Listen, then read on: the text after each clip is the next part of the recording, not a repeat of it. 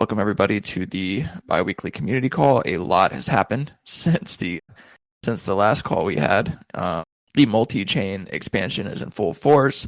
I think we're going to give a little bit of an update around the PXETH, FraxETH liquidity situation.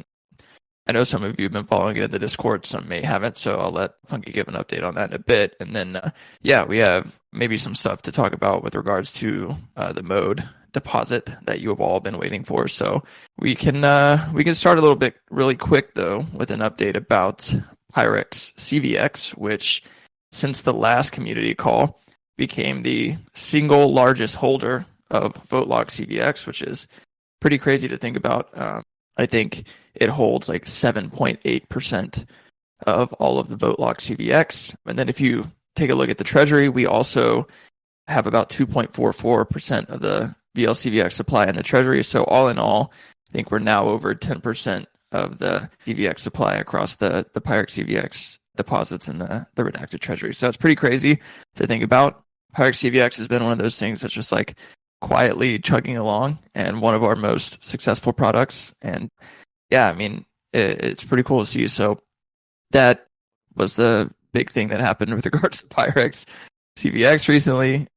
And now we can kind of dive into some of the Pirex ETH stuff that's happened. So first things first, after the last call, we've had some good, or really one good leverage opportunity for APX ETH go live. So APX ETH got added to Morpho, and we sort of helped bootstrap that liquidity pool with, or that borrow pool with Butterfly and Morpho incentives. I think Morpho matched us 2-to-1 in dollar terms on the incentives. So I know it gives a pretty good yield to lenders. But what's cool about this is that it now allows anybody who has APX ETH to loop their APX ETH and sort of earn a higher yield, which is like one of the most common use cases for LSTs in the whole space. It's the reason why, also part of the reason why their TVL is so big.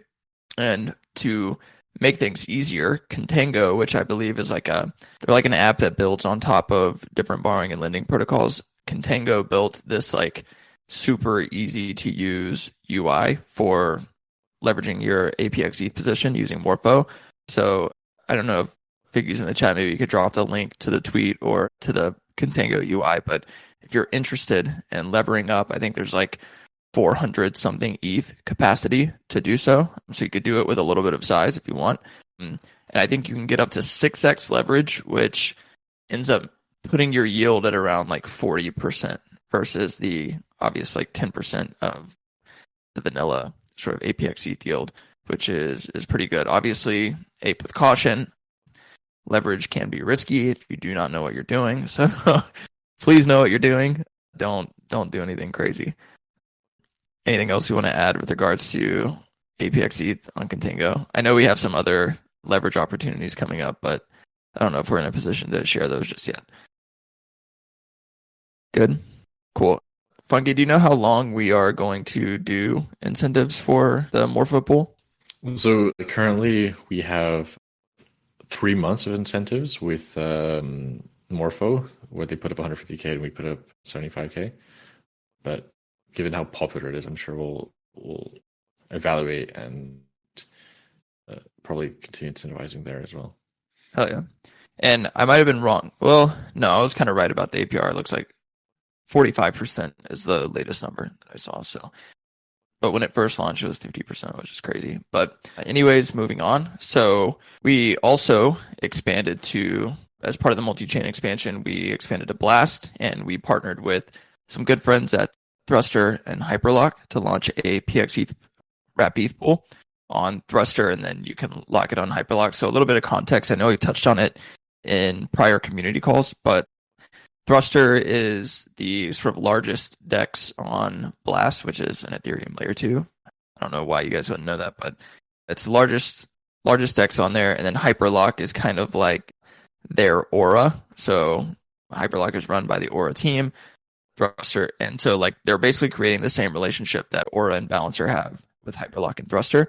The cool part about this pool actually is not necessarily the projects involved, but the points you can farm. So I think this is easily one of the like potentially most lucrative PXETH farms you can tap into. So basically the way it works is whenever you bridge PXETH over to Blast, I believe you start earning Blast points just for bridging, and then whenever you use Thruster and become an LP, you start to earn Thruster credits, and then whenever you lock that LP position with Hyperlock, you earn Hyperlock points, and because you're interacting with dApps on Blast, you also earn what I think Blast is calling Blast Gold. I don't know if we have a ton of details on how Blast Gold works, but I mean, if we extrapolate out a bit, I guess we could imagine that Blast Gold is probably going to be more valuable in some way than just naked Blast points, right? Because they want to incentivize people to actually use the dApps on the layer 2. So quadruple points stack by becoming an LP and locking your LP in Hyperlock. So pretty cool opportunity. I think one of the other things I wanted to touch on with this pool is that as you earn Hyperlock points, you can actually allocate those Hyperlock points to your pool. So like if you're a PXETH Wrapped ETH LP and you're locked in Hyperlock, as you're earning points, you can vote to allocate more points to the PXETH Wrapped ETH pool.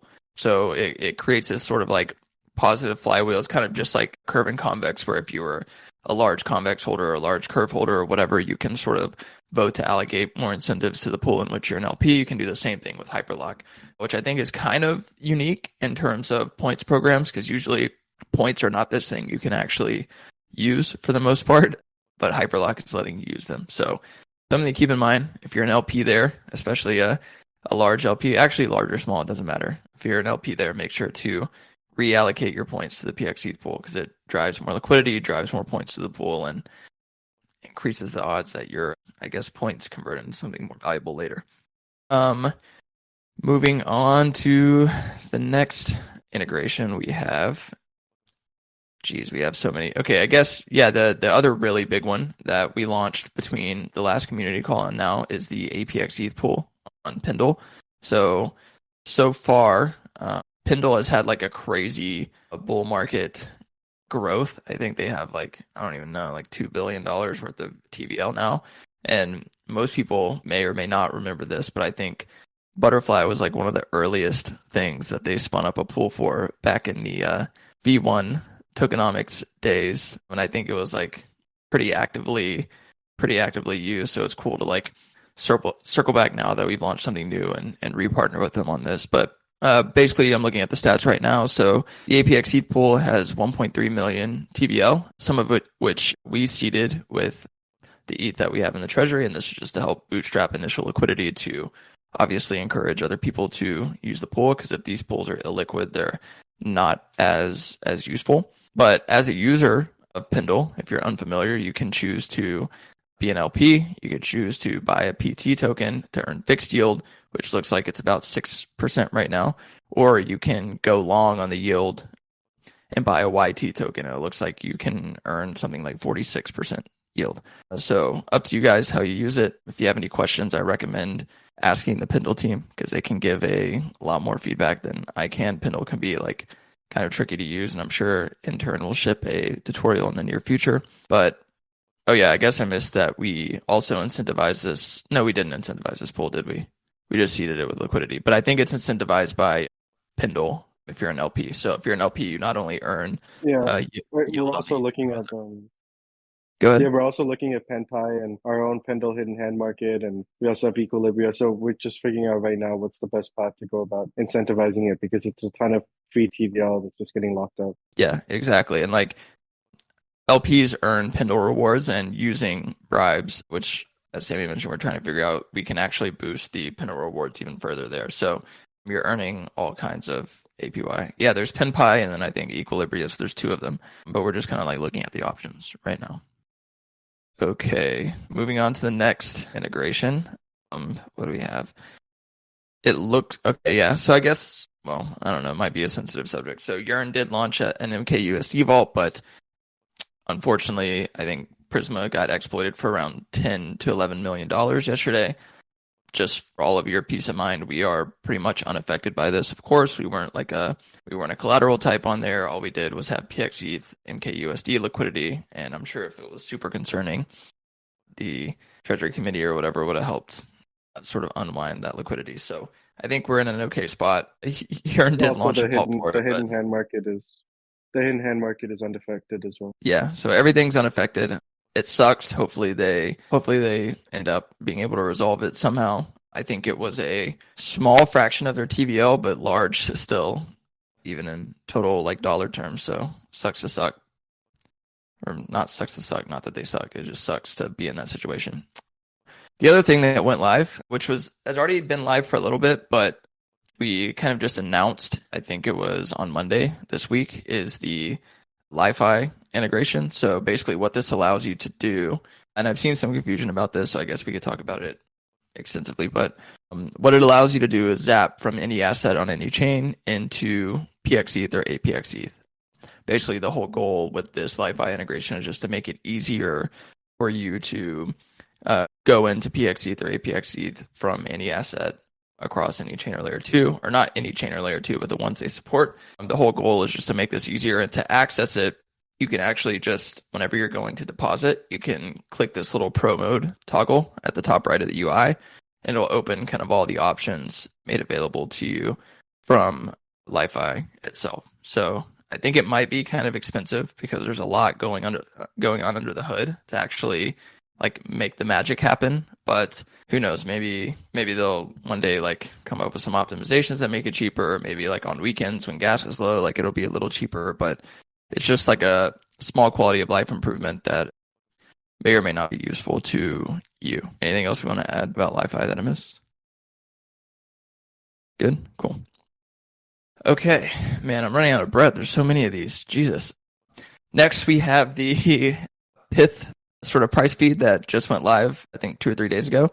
So Pyth obviously is a pretty big Oracle provider, Oracle price feed provider. We need a lot of those, especially high quality ones. So Redstone has been really great over the past couple of weeks and maybe the past month or two. They've helped us like go multi-chain, helped us secure a couple of integrations that would have otherwise not been able to happen. So it's been super dope to work with them. And even now, like adding another Oracle provider is great. So we can kind of continue to make these sort of like liquid borrowing expansions, multi-chain expansions, etc. I think one thing that's cool about Pyth is that it's live on a shitload of chains, whereas Redstone's kind of more of an ad hoc, like they basically need to deploy on the chains that we request and stuff like that. So might be interesting.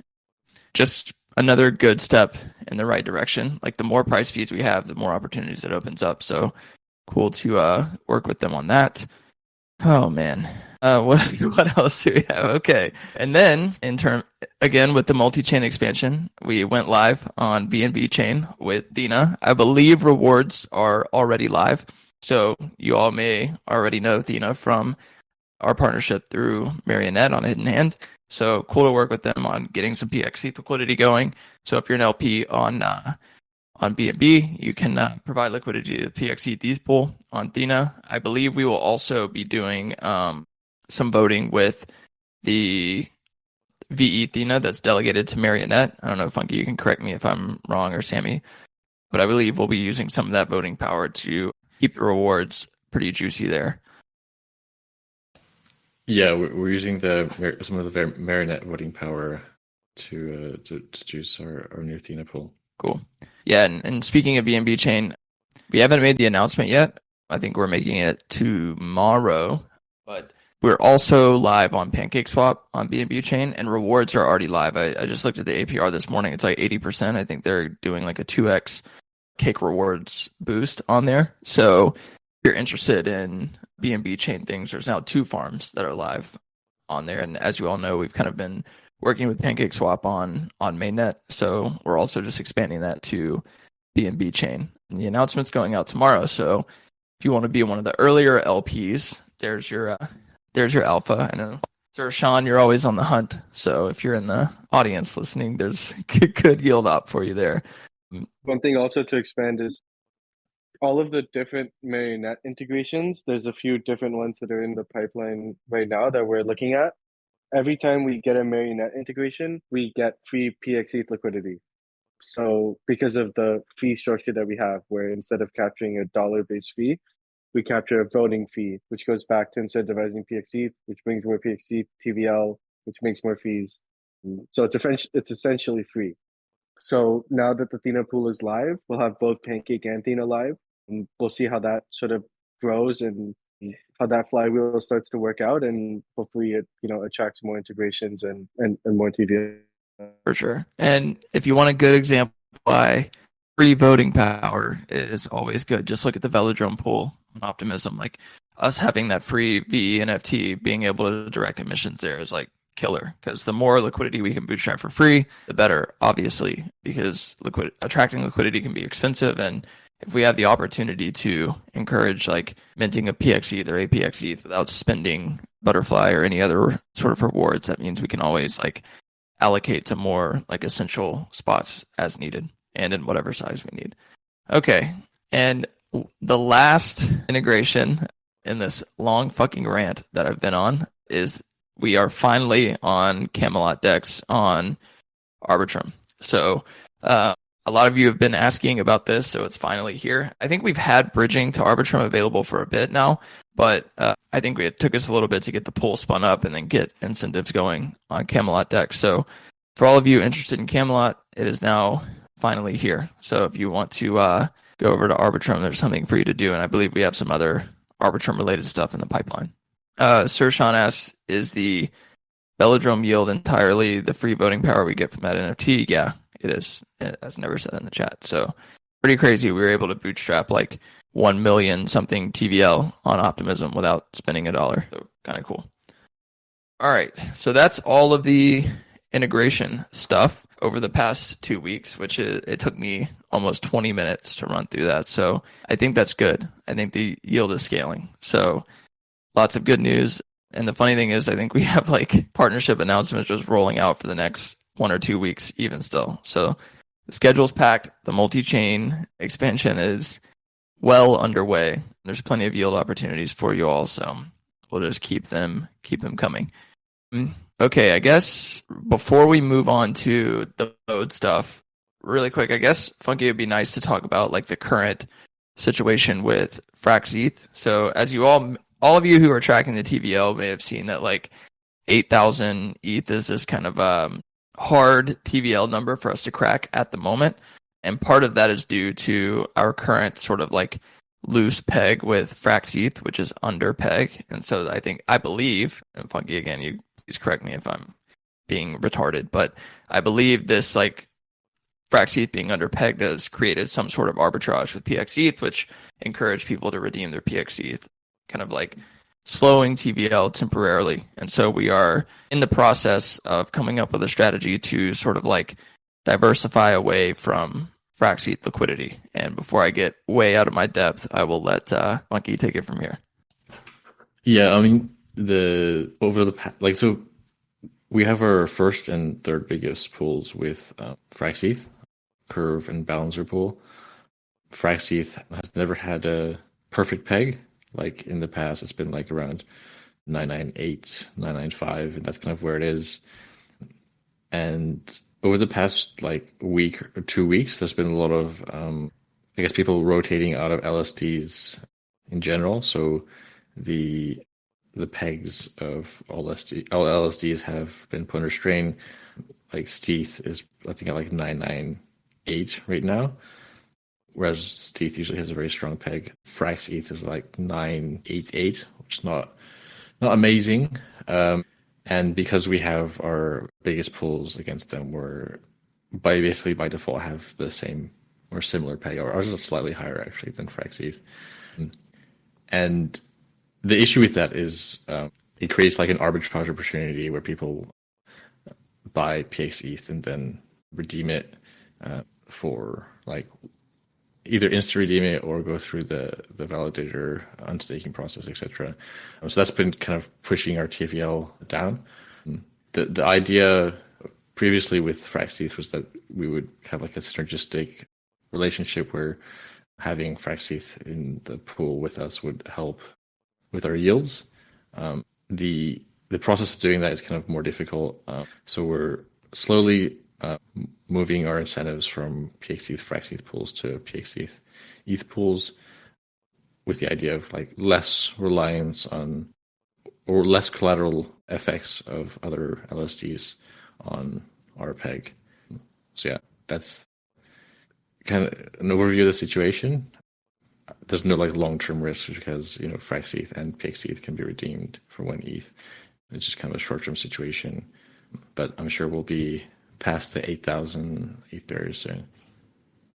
Yeah, once we wean off, nothing but clear skies. So yeah, I believe we're moving into PX ETH with liquidity, which is good. So all of that will be fixed in due time. And I know we've had like a lot of questions in the Discord about whether or not this is like the Frax ETH situation being under peg is like a flaw and or trade-off of the two token design, and it is not. It has more to do with Frax ETH design and their AMO than it does with the actual like and their idea itself. and their withdrawal mechanism. Yeah, exactly. So yeah, we just have a better withdrawal mechanism, so people like there's some are bots that tend to flock to PXE. Yeah. Yeah. The reason, well, one of the main reasons why Frax ETH has under peg is that more than 90% of their liquidity is through their AMO, and their AMO essentially keeps liquidity quite thin and makes money off of the ARB. So I guess So in the long term, unless you're withdrawing through unstaking with Frax ETH, it's quite difficult to have a perfect peg. yeah, cool. So that's that situation. We'll get it fixed, and yeah, hopefully TVL will start climbing up as we continue to keep launching integration. So the other thing I wanted to touch on this call is the Mode ETH update. So Mode ETH deposit update. So as you all know, if you actively attend these community calls, we have basically been working on the Mode deposit sort of back end side of things for a bit. And the reason for that is that we like kind of had to build this custom solution for them because of the way we are doing the deposit and the way it'll be sort of represented on Mode, etc. The good news is I've heard from Never, as we all have, that the code is frozen, and I think it's going to audit next week. Is that right, Never? Yep. Yeah. So code is frozen, Yeah, going to audit next week, and then as soon as we can after that, we will be shipping. Yep. Looking good. Pretty elegant system. Yeah. So final stages now. So pretty glad. And without like, I don't want to leak too much because I think the implications of this particular integration are pretty big for Pirex ETH. So, and it goes way beyond just Mode. So like we've created this system. We Never has created the system alongside Mode and Co. so that, and one other team, so that we could extend it beyond into like many different L2s. So this is now like a key part of the sort of Pirex ETH growth strategy, which I think makes us really competitive because competing for users directly, as you all know, can be pretty tricky because of like the current points meta, the LRT meta, the Eigenlayer meta, and all these other fucking like crazy staking metas that are ongoing. So like competing for individual user attention can be a little bit tricky. Not that it's impossible, of course. We've obviously grown to like pretty meaningful TVL without like needing to come up with crazy points Ponzu or anything else. But even still, like we need to find a way to give Pirex ETH a bigger edge, and the tech that enables this sort of Mode deposit is going to be a pretty good edge. I think I did that without leaking too much. Did I leak too much? The TLDR is that like where the code that's gone to audit is very, very generalized. And there's a couple other teams that are looking at it right now and like the design, and some pretty big ones that are bigger than Mode. And the thing is that you guys might have seen that someone comes out, whatever Manta comes out, and they say, "Hey, put all your ETH in here," right? And then it's staked, right? We're natively yielding, but it's like you can't withdraw it, right? So it's like there's a big TVL number, but no one can get out, right? And and then you have people saying like the USD version of our yielding bridge will be in Athena, but Athena has a 2-week unbonding period, right? So like everyone's been running into this issue on how to make the bridges yielding, And I think we've come up with a pretty unique design around it, where you'll be like, it'll be like, well, how long will it be? Never, like a week. Like the next community call, like we'll have the comms live probably, and at least explaining how it works and stuff. And you guys can sort of piece together how we're going to be presenting the solution to not only different optimism chains, but also some Cosmos chains and some different rollups and, yeah, basically anything. It doesn't have to be built in exclusively into the OP stack or whatever. So yeah, pretty exciting stuff. And like I think it's going to be one of our edges in terms of our go to market. Now the protocol is getting more mature. People are realizing the yield sticks. So we're seeing a lot more inflows into APX specifically for that. And then, PXE, we're just banging out like new partnerships and new integrations and so many airdrop farms that the people want for PXE, coupled with, different efforts that we have going on. For example, this native yield solution that we've built. I think it'll be pretty enticing to teams because it's not just a win for us, but it's a win for those teams as well. So, yeah. Yeah, and we built it sort of in collaboration with like a big partner that is also kind of going to be able to help on the BD front, I believe. So it's not like we built this thing and we're like constantly needing to push it ourselves. There's another party involved. We can say we already partnered. No? Nah, fuck it. We'll leave it. We'll leave the cliffhanger. I'll say it. I'm gonna say it. Okay. Don't say it. No, I'm gonna say it. I'm gonna say it just because it's like they've already announced, like all three of us have already announced that we're working with each other, but now it's like this is a trifecta of combinations, right? So you guys know like the layer 0 solution that we have for PXE, right? You guys understand that it works as use layer 0 to bring PXE from one chain to another chain. But there's many underexplored avenues of using the OFT where you can bring ETH into a chain without having to use the native bridge and other assets and have it be natively yielding, right? So, getting these like cosigns from like big partners who like the integration we've done or seeing the volume and traffic that we're pushing and then doubling down on them is something that we're also like, continuously doing. So, yeah. That wasn't so bad. I'll let that one slide. Cool. So yeah, that's the update on the mode thing. Yeah, it'll be pretty cool. And like Sammy said, hopefully we have the early comms out for it pretty soon. That way we can kind of, by the next community call, we can go over the design in more detail and talk about what the future plan is and stuff like that. So that is the mode update. And we managed to actually cram all of that in without getting to the hour because I was talking very fast to get through all the stuff. So I guess we can. Anything else that you guys wanted to touch on that we haven't already? Good, cool. Okay, and I guess one more thing before we move on to.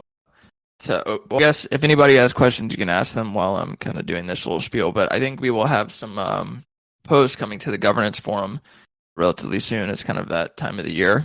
So we will probably have some stuff for you guys to talk about in the forum and vote on relatively soon.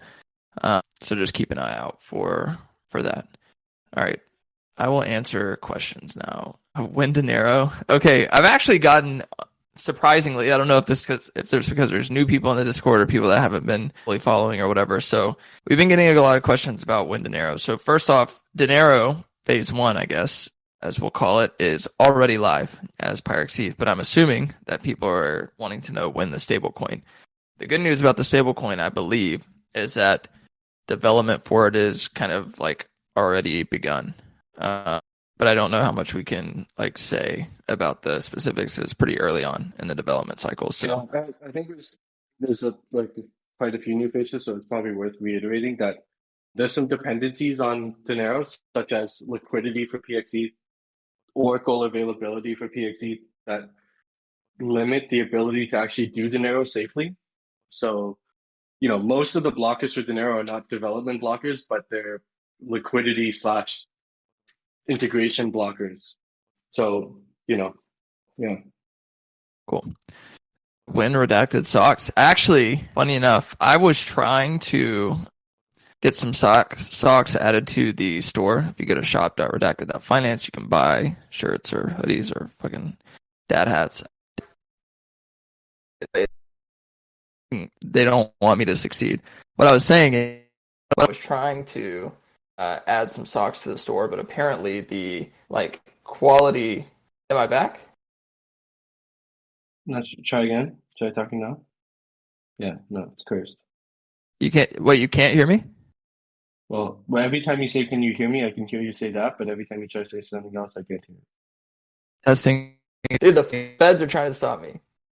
Yeah, the trends are on content, guys. So basically, we have some more merch coming. The new merch was actually amazing. One of our new revenue streams did tons of people bought it. So thank you guys for buying it. Please post it on Twitter when it comes in. But we're working on another merch shop that is a bit more spicy and a bit more fun for like the hardcore peeps. So the socks will be included in that hardcore drop. Let's just say that. You guys might have already seen it on my Twitter. I teased it once or twice how it's all packaged up. Okay, am I back now? Yeah, I think you're back now. All right. Well, we will try to keep this going. Sir Sean, I'm wearing 2 merches right now. Yeah, I mean, half my closet is redacted merch now. If anybody knows somebody that works, never mind. I don't want to dox locations. Never's merch got like stolen by the post office. They thought it was too fucking fire and yoinked it from him. I'll get a redacted tattoo on me when we hit 2,000. Please don't do that. I think that's a top signal. And somebody in this Discord already has a redacted tattoo using the old logo. We were actually just talking about that the other day. So, but don't do that. Don't get a tattoo. Not until 1 billion or exceed TVL. Will Dinero, the stablecoin, launch before end of year? Who knows? Maybe, maybe not. I don't know. Timelines don't exist in this paradigm. The redacted gods don't want him dropping sock alpha. Yeah, that's true. Yeah, Funky just posted the tattoo. I wonder if that guy's still around. Does anybody know? Hope he's doing okay. That's crazy. I wonder if he's the only one in the world with the redacted tattoo. No, yeah, it's not greens. It's not greens. Never says he has to get back to work. Peace. How many protocols are building on top of Dinero? I think it's too early to say, though. I know Sammy and the rest of the BD team has been having like a lot of early conversations. I don't know if you want to talk about that, Sammy. Yeah, there's quite a few. I'd say like it depends on what your definition of building on top of Dinero is, right? And if you're just saying like how many protocols are using Dinero, whether that's PXE or the stablecoin, it's like probably near 100. Literally, you guys are seeing the Twitter every single day. There's like something new. If you're talking about how many protocols are dependent on Dinero and PXE and the RPC or anything that sort of has to do with Dinero, it's I'd say it's like obviously not 100, but I'd say there's some protocols that are raising right now that are super dependent on it. And, you know, it's like maybe if I could just put finger in there, like 5 to 10 projects that are like based on Dinero solely. There's some cool stuff coming in the lottery gambling space soon, probably in the next few weeks. That'll be launched. That also has like pretty good funding and backers that a lot of you guys will probably know. There's Gazelle. I sent that in the Discord. That's like block space futures. So letting people buy block space in advance that's has all the passive ETH that's sitting in the system, earning yield in APX ETH. There's a lot of really cool integrations and stuff. And I think slowly slowly as like these things start to pop up, we'll probably like work on how we want to like back these things because there's a lot of people that are doing it naturally. I'd say most of the growth efforts have been on new depositors, let's just say, new types of depositors, the bridge integrations, DeFi integrations, all of these sort of things. And then naturally, these like projects who are building their whole business and use case on top of PXE and Dinero like are starting to like pop up. So yeah, like we'll keep hammering away at that, and I think we'll have to revisit in terms of strategy how we want to like support these projects and keep make sure that there's like constant flow of them. So yeah. Cool. PXE farm on Aerodrome? Question mark. Maybe. I think that the difference is with Aerodrome is that we don't have a free BE NFT, if I'm not mistaken. So we'd have to think about how to get incentives going there. But I don't know. I mean, I don't see why we couldn't, though, if we decided to. Love the vision everyone's doing. Where does the team see RL Butterfly really coming from in the mid to long term? Is it mostly centered? Okay, so this is a question about RL Butterfly rewards. I think so I don't know if you've been following Blood Fire, however you say that, but there's a pretty long and ongoing discussion about RL Butterfly in the forum here in the Discord. So I would check in on that conversation first and re-ask that question afterwards. What was the reason for the large butterfly mint at the beginning of this month? I think you're referring to something we talked about on the last community call. But yeah, there was a vest last month, plus we're doing a centralized exchange push for which part of that butterfly was for. But we can't obviously give a ton of details there. Any plans to add charts anyways. I'll let you, of course. So feel free to check out that forum discussion here in the Discord. And then if you still have the same questions, ask those again, and then we can keep it part of the broader conversation. I think the discussions there have been super helpful and insightful, and I think we'll end up having a proposal here pretty soon. Yeah, and in terms of the last question, the middle question, I guess, are there any plans to add charts to the Dune dashboard to break down the sources of the real yield by product? We're working on a whole new dashboard that'll be on the Dinero site. Maybe we'll get his Wheels in here. Mole is in here. Maybe we'll ask Mole or Wheels to send screenshots of the new PXETH UI early in the Discord for you guys to check out. And if you guys have ideas on specifically the dashboard page and what you guys want to see, we can get some like public feedback on that before we push it. So keep an eye out for that. Obviously, we're working on dashboard stuff beyond just Dune. Yeah, the new UI is gonna be fucking badass. It is so good. We think the current one's good, but this one's going to be even better. Like, it's always better to design whenever you have feedback from all of your users, obviously. And so we've taken all that feedback and tried to like make some pretty cool design improvements to the UI. So I think it's going to be really dope.